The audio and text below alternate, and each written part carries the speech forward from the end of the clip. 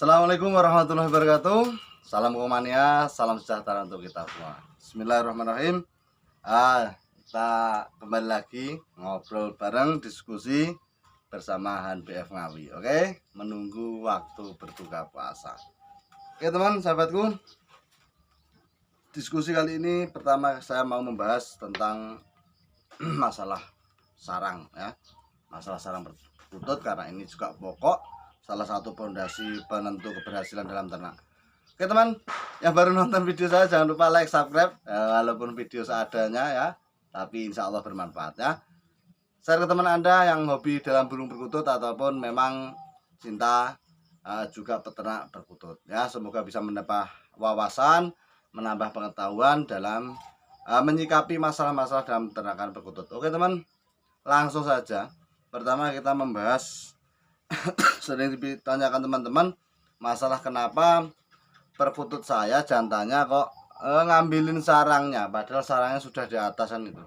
Ini yang dibahas jelas sarang dari daun cemara ataupun dari rumput. Ini masalahnya apa mas? Nah pertama ini masalahnya pertama biasanya penggantian sarang yang kurang efektif. Jadi kita menggantinya di saat anaknya sudah turun ya, ataupun kita menggantinya di saat kita misah anak baru ganti sarang dengan harapan telur baru nanti akan mudah bertelurnya. Tidak teman. Jadi seperti tips saya yang lalu bahwa mengganti teknik penggantian sarang yang baik itu ketika usia anak sekitar 8 sampai 10 hari ya. Itu efektif. Karena apa efektif? Nah, masih diingkramin induknya anaknya, jadi kepadatan sarang akan bagus. Loh, kenapa kok menyangkut kepadatan sarang? Nah ini karena berhubungan dengan hal yang pertama tadi, yaitu apa? Perkutut jantan yang nyabutin sarangnya, ngambilin sarangnya di posisi sarang kita tata di atas, itu biasanya penyebabnya satu, yaitu kurang padatnya ketika kita membuat sarang ini ya. Karena kita membuatnya posisi nggak ada anaknya, kita buatnya kurang padat, kita tumpangin ke menjalin, nah, tidak diingkrami kututnya, ini akan membuat kutut itu tidak nyaman. Jadi kepadatannya kurang, akhirnya tidak nyaman. Ketika kutut mau bertelur ataupun sudah bertelur, dia merasa angkremnya itu tidak nyaman, akhirnya dicabutin dengan harapan yang apa itu naik ke atas, nyokrok. Nyokrok itu bahasa Indonesianya apa? Ini menusuk kutut itu yang kurang rajin ke atas dengan harapan dicabutin itu bisa nyaman ya. Itu jadi pahami betul karakter perkutut kita supaya bisa produk dengan baik. Nah penataan sarang itu yang bagus bagaimana mas? Kemarin ada yang tanya apakah harus kuat ataupun goyang ataupun bagaimana. Kalau menurut saya sendiri itu penataan sarang yang terbaik itu yang kuat ya. Jadi jangan mudah goyah ya. Yang paten dalam arti tidak goyah ya. Kalau bisa diambil turunkan malah lebih bagus ya. Jadi ada sistem sarang itu seperti ini di tempat teman saya juga ada. Ini intinya ini sarang, ini mbako saya tinggal. Ini sarang seperti ini. Nah ini dikasih tataan seperti ini, papan seperti ini ke atas. Nah ini kasih paku dicentelkan ke kawatnya ya. Ini kasih kawat seperti ini ke sini. Ini papan, terus papannya ini kasih kawat begini, cantolkan ke sini. Ini juga efektif karena apa? Ketika kita mau membersihinya itu akan mudah. Kalau saya sendiri pakai yang paten ya. Menjalin saya tali kepada pangkringan langsung dengan harapan itu sudah mencukupi ya. Jadi itu masalah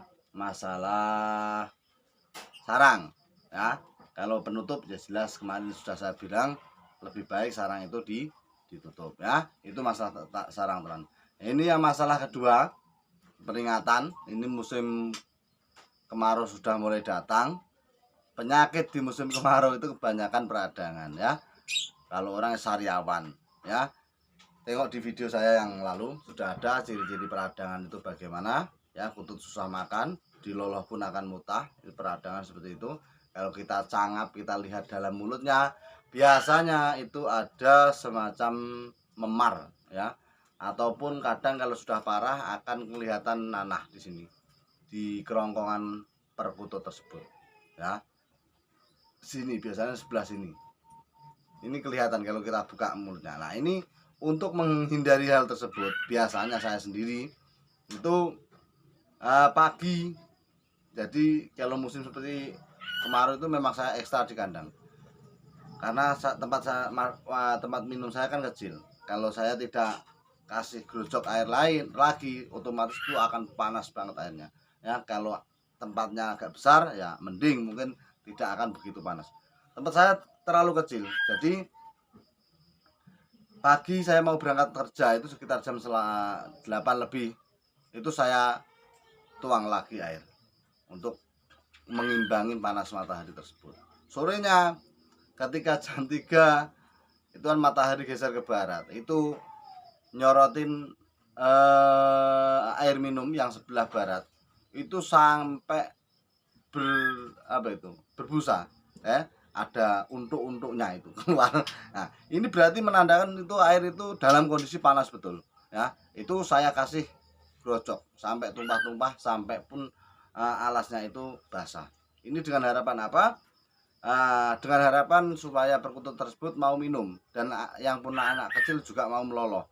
Karena kalau air itu terlalu panas, itu akan mengakibatkan induk kita tidak mau meloloh ya, tidak mau meloloh anak-anaknya. Nah, ini salah satu cara supaya air itu tidak panas yang kita grojok tadi, supaya dingin. Dan Anda bisa buktikan itu, teman. Ketika Anda grojok air tersebut, nanti posisi perkututnya bagaimana ya, reaksi perkututnya bagaimana. Nanti setelah saya praktekkan ini di kandang saya, nanti Anda bisa praktekkan. Saya grojok semuanya.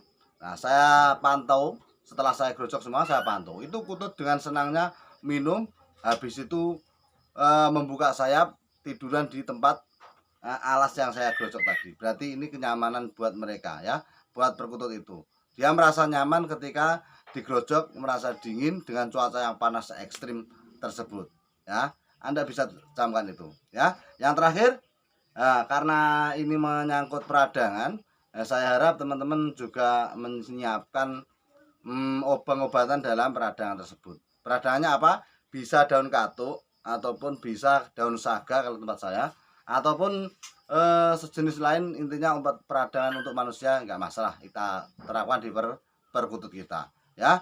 Kasih di asinan seperti yang saya lakukan di tutorial pembuatan asinan perkutut yang baik. Bisa Anda lihat di beranda saya ya. Dikasih asinan, dikasih obat-obatan herbal yang mengandung untuk mencegah peradangan, biar perkutut kita terhindar dari peradangan tersebut. Jangan lupa air minumnya tadi digrojok biar dingin ketika kena sinar matahari. Oke teman, itu yang bisa saya sampaikan pembahasan sore ini. Semoga bermanfaat. Salam sejahtera untuk kita semua. Salam dari Hampir Mami.